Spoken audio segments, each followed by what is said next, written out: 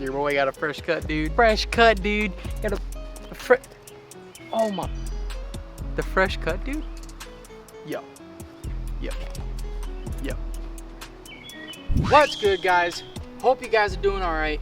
We are back again, once again, for another video with the BRZ. In today's video, I want to go over something that I think is important, and that is a must-have mod when it comes to owning a BRZ or GR86. As you guys may know, these motors suffer from oil pressure drop on the right-hand turns. So the must-have mod we're installing in today's video is the oil pressure gauge.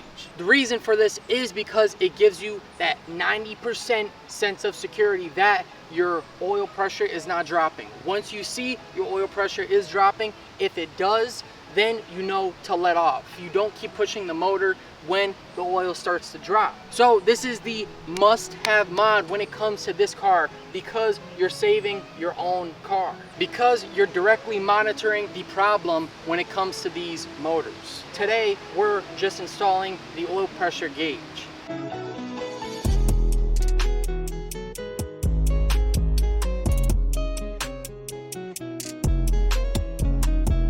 So the reason I think this is a must-have mod when it comes to the H6 and BRZ chassis is because of the oil pressure drop. And this gauge allows you to read the oil pressure when you're spirited driving. It's the best peace of mind you could have when driving this car, because you have it in such a place, which in today's video I'm going to show you what exact place we're going to be installing it, which I think is the best place to do it. The gauge is right there in your face while you're driving, so if you happen to see the oil pressure drop at all, even a smidge, then you know, okay, time to let off, time to park the car, let it cool down. So this is the best peace of mind. This is the best security when it comes to driving your car. It's the must-have mod. The gauge we're going to be installing in today's video is the AEM gauge. You can get an autometer, you get whatever other brand you want, as long as it reads oil pressure and it works. We're going to be tapping into the oil galley plug, and we're going to be running it through the firewall up into our dash. You can tap it into the oil filter, but in today's video we're not doing that. Maybe we'll do it in the future, but today we're not. This is the easier method. Get those readings. I think that's step one. Step one is just having those readings for your sense of security. The gauge you're gonna wanna get is the one that goes up to 150 PSI, not the one that goes up to 100, because this car on cold starts, it does go above 100. It sits about 105, 107 around there. So you're gonna wanna get the 150 PSI one. Along with the gauge, an extra piece you want to get is a fuse tap, because you're going to be tapping into the radio fuse located under the left-hand side of the driver's seat. You can get it from Amazon, really cheap. It comes with the fuse and it comes with the tap.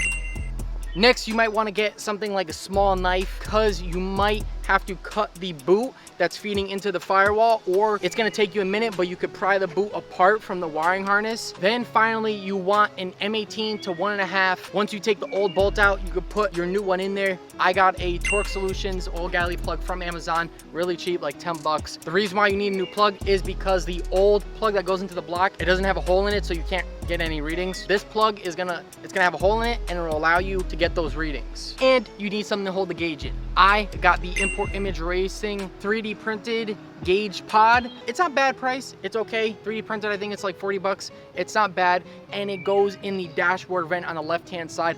I prefer this one over the AC vent gauge, just because it sits a little lower into the vent, and I like my AC directional, so I chose to have it sit on the dash. I think it looks better, you could see it better, and yeah. Some people have said it melts in the sun, so if you live in harsh weather and if you don't have tints, I suggest getting a sunshade 100%. But without any further ado, let's jump into the install. Get some electrical tape, wrap your wire, your gauge wire, around the metal wire so you can help feed it through the firewall grommet right there. You could pop the firewall boot out, gotta feed it through the middle of the grommet and the harness. You could either make a slit, or you could pry the harness away from the grommet.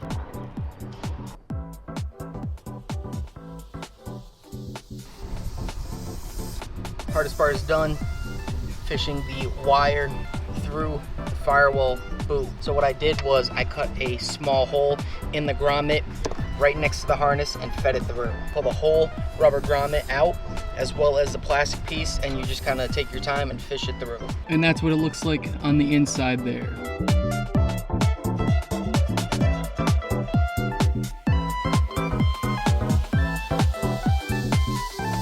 All right, to give you guys a quick update, I snaked the gauge wire up through here, pop this panel off so you could have access inside there, and then you snake it in. The gauge pod is kind of a pain to get in, so you're gonna loosen these little Allen bolts enough to where you could slide the base into the dash, and once you have that slid in, it takes kind of finesse to get this base piece in. Once you have it in, then you're all set, but you do want to feed the wire out before you get the base on. Once you have the wire for the gauge fed up through the vent pod, then you're going to want to seat the gauge into the pod. To do that, it's kind of a pain, so what I did was I put some soap around the kind of rubber band piece they include for you, and that helped me pop the gauge in. After you have the gauge plugged in and seating in the pod, you can go ahead and tighten the bolts on to the vent pod. So at this point, the gauge and the pod should be snug in the dash, no issues at all. Next, we could feed the wire to the oil galley plug down there. Make sure your temps aren't too hot before you loosen the oil galley plug.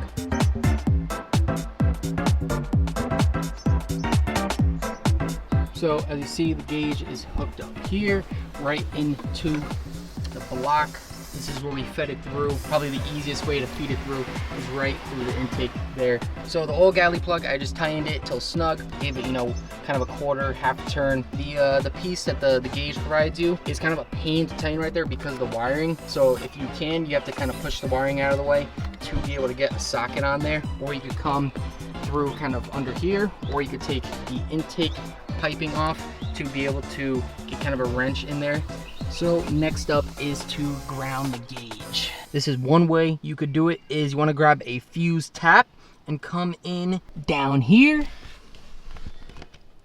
and you're gonna pop that little panel off right there and run a fuse tap to the radio fuse. And then when it comes to grounding the gauge, you could honestly use anything on this bare metal piece right here. You come under here and find a piece of bare metal. You could even try that screw right there. That was my first choice, but I ended up doing more towards the inside. So once you have tapped in to the radio fuse and you have grounded the gauge, it's time to power it up.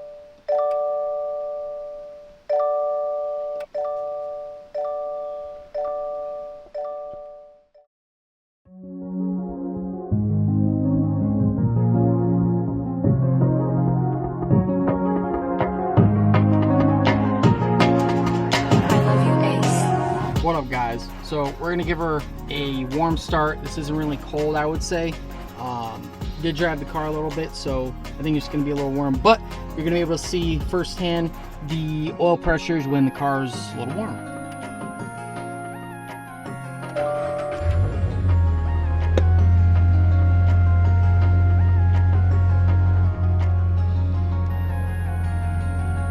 So yeah, the car's a little up in temp there.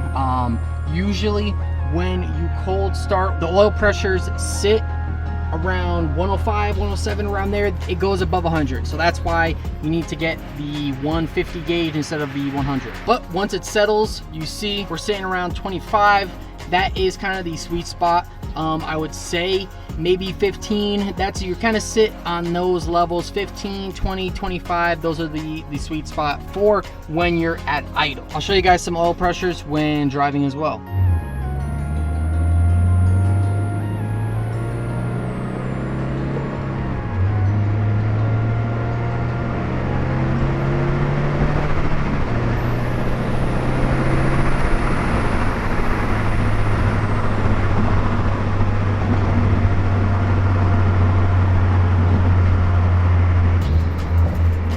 So you guys see the oil pressures, that is the normal 80 PSI when you're getting up there, obviously.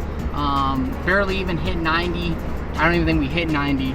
And mainly you live in the 70s. That's kind of 50s when you're at, you know, when we're chilling over here, lower gear kind of thing, going slow.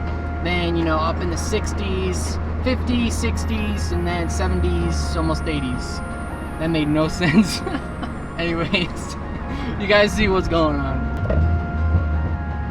So yeah, when you cold start the car, the pressures are gonna sit high. Even when you're driving, they're like 90, 100, so they're pretty high. Just wait till it drops, don't push the car. Usually I don't, just wait till the oil pressure drops before, you know, going at it. That's where we're gonna end today's video. If you guys enjoyed today's video, be sure to give me a like down below. It really does go a long way. And while you're down there, you can consider subscribing. That shows me you guys like what I'm doing here, and I can do more. But other than that, I want to thank today's video sponsor, Hatchet Electronics. He makes some cool products for the BRZ 86 chassis. He has auto folding mirrors. He has a plug and play harness for dash cams and a ton of other stuff that you guys might enjoy. So go check him out in the description down below. Thanks again to Hatchet Electronics for sponsoring today's video. Thank you guys again for watching today's video. It really means a lot to me because, you know, this is what I love doing. I love filming for you guys. I love showing you the mods that we throw in the BRZ. You know, we're making a little progress, slowly but surely, but really trying to kind of pump out some videos, edit for you guys at all times during the day. And, you know, it kind of sucks because there's not a lot of time in the day. I'm sure you guys know the feeling, you know, there's not a lot of time in the day. So choosing to watch today's video, you know, that really means a lot to me. You know, I hope you guys are following along. I hope you guys have learned something through this series, I guess you would call it, with our BRZ. I just want to thank you guys for riding along with me. But I think I've rambled enough, so I'm gonna get the heck up out of here, and I'll see you guys in the next one. Peace. But, bro, dang woodpecker, man. Help, help me, help me. Guys, like what I'm doing here. That was a good one.